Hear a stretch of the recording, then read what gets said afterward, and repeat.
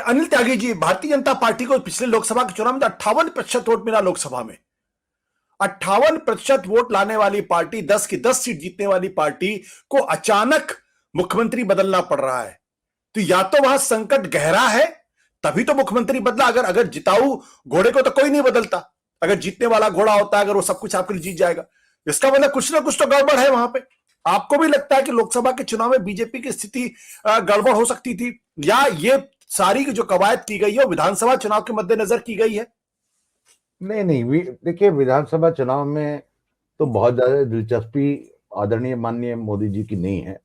उनको पता है विधानसभा का चुनाव तो किसी तरह मैनेज करेंगे, लेकिन उनकी अभी जो संकट है वो अपनी थाली में है कि मेरी थाली में भोजन आ रहा है या नहीं आ रहा है।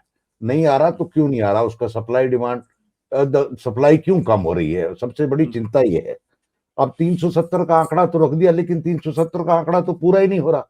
गाड़ी अटक गई 200 के बाद, अब 200 से 170 का आंकड़ा कैसे पूरा करेंगे। तो हरियाणा में जो मेरी खबर थी वो ये है कि 7 सीटें तो बिल्कुल साफ थी। 3 सीट नजर आती थी, जिसमें के हिसार और गुड़गांव, और ले दे के अगर कुछ नजर आता था तो थोड़ा बहुत जो है भिवानी, आप समझ लो, ये 3 सीट नजर, बाकी सब सीटें साफ हैं। और अभी भी कोई बहुत ज्यादा परिवर्तन नहीं है। आप समझिए, इस नायब सिंह सैनी के बदलने से कुछ लोकसभा का डायनेमिक्स हरियाणा में बदलेगा ऐसा मुझे नजर आता नहीं है। लेकिन जो आप बात कह रहे हैं हरियाणा में, हमारे अजय शुक्ला जी ने भी कहा कि सैनी के 3% वोट हैं हरियाणा के अंदर जो टोटल है, और सैनी का जो गुणात्मक प्रभाव होगा वो क्या होगा क्या नहीं होगा, क्योंकि सैनी कोई बहुत बड़े नेता नहीं थे। आदरणीय माननीय सैनी जी जो है वो पहले ऑफिस में क्लर्क थे पंचकूला में आरएसएस के दफ्तर में, और क्लर्क से उन्होंने वो यहाँ तक पहुंचे हैं। उनका कोई बहुत ज्यादा आरएसएस का बैकग्राउंड भी नहीं है। He is an associate of mister Khattar, जो कि संघ चालकों के साथ होता है। तो ऐसी कोई आरएसएस की बैकग्राउंड उनकी नहीं है। और दफ्तर में जिस तरह के लोग काम करते हैं, जैसे आदेश गुप्ता थे या ये दिल्ली के बीजेपी के सचदेवा हैं, बीजेपी में एक लीडरशिप क्राइसिस रहा है शुरू में।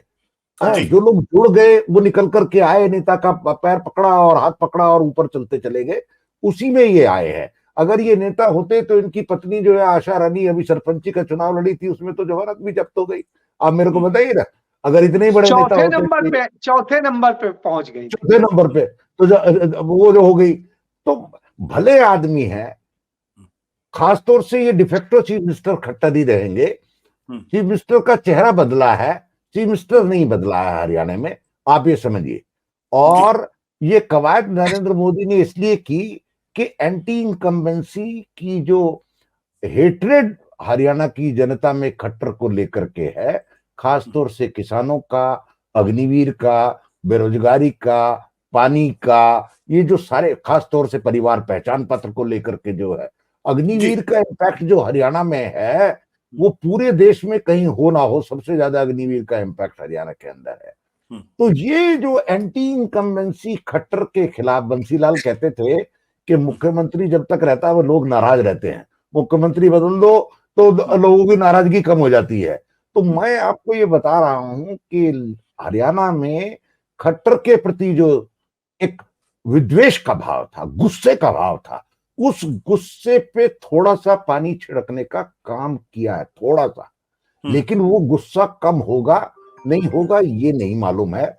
और आपको मैं बताऊं, लोग बीजेपी को वोट, मतलब कांग्रेस को वोट देना दे हरियाणा के अंदर, लेकिन हरियाणा में ये जो माहौल है वो ये है कि बीजेपी को अब की बार वोट नहीं देना। और हरियाणा के लोग जो है, हरियाणा में कहावत भी है, अजय शुक्ला जी बताएंगे जी, हरियाणा में लोग जिताने के लिए वोट नहीं देते, हराने के लिए वोट देते हैं। बोले इसकी हराने, इसकी गोभी खोदनी अब की बार, ये पर्टिकुलर वर्ड है, गोभी खोद देनी है, आपके गोभी खोद देनी है इसकी। तो हरियाणा में गोभी खोदने का काम बड़ा जबरदस्त होता है। तो अब बीजेपी को, मोदी जी को ये लगा, मोदी का सबसे बड़ा एडवांटेज क्या है हरियाणा के अंदर, मैं पिछले पूरे साल हरियाणा घुमा हूं, 22 के 23 डिस्ट्रिक्ट, मतलब गली गली मोहल्ला मोहल्ला घूम के आया हूं।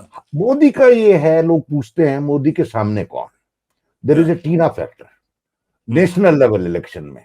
वो मोदी को एडवांटेज है, लेकिन उस एडवांटेज का डैमेज हो रहा था खट्टर के गुस्से के कारण। उस डैमेज को कंट्रोल करने का काम खट्टर ने किया है, मोदी जी ने किया है। अदरवाइज इतने इंडिस्पेंस, आज भी आप देखो ना, राजेश खुल्लर को उन्होंने प्रिंसिपल सेक्रेटरी अभी बना दिया, अभी ऑर्डर आ गया, Rajesh Khullar was running the government, he is a single window.